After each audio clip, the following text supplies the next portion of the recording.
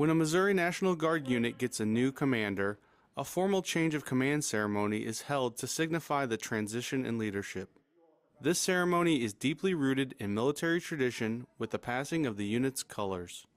Captain Johnny Roby recently participated in a change of command ceremony as he was the incoming commander of the 220th Engineer Company based in Festus. I really appreciate the history and the symbolism of just being a part of that. The guidon has gone through a lot of commanders' hands, and it represents the entire company. That is your company rally point. It's the guidon that's raised high, representing our place in that battlefield. Captain Paul Good was the outgoing commander of the 1141st Engineer Company based out of Kansas City. He took part in their change of command ceremony at Fort Leonard Wood.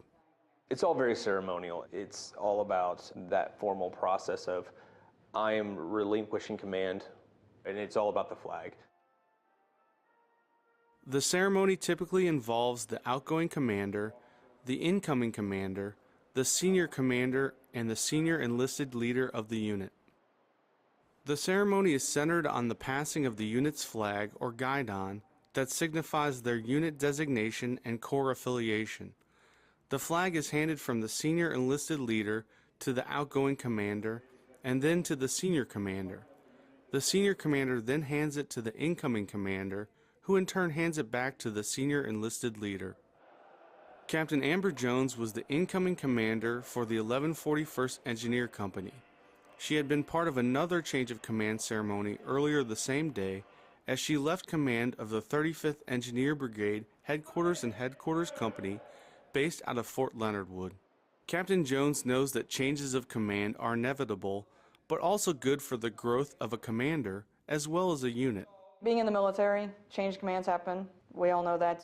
You can't keep the same commander because they have to grow as a commander and they have to go into new roles and take the experiences that they gained as that company commander to their next unit. Everybody knows that in about 2 to 3 years you're going to get a new commander, and there is that growth aspect that happens with a new commander. Every new commander comes in, whether it's a male or female. Every commander is different. They do things differently, they have different personalities, and they have different expectations of their troops. After a change of command ceremony, a unit will have to adjust to the new leadership.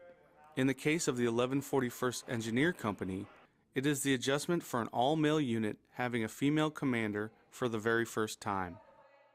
From my perspective, there will be a growing period, a growth, if you will, because the way that Captain Good has done things will probably be different than the way that I do things. It's just because we have different personalities. It's not necessarily he does those things because he's a male officer and I do the things that I do because I'm a female officer. It's just I have a different personality than he does and a different background. So that's going to be the growth aspect. Captain Jones will have assistance from the senior officers in the unit to help with the transition from Captain Good's command to her command.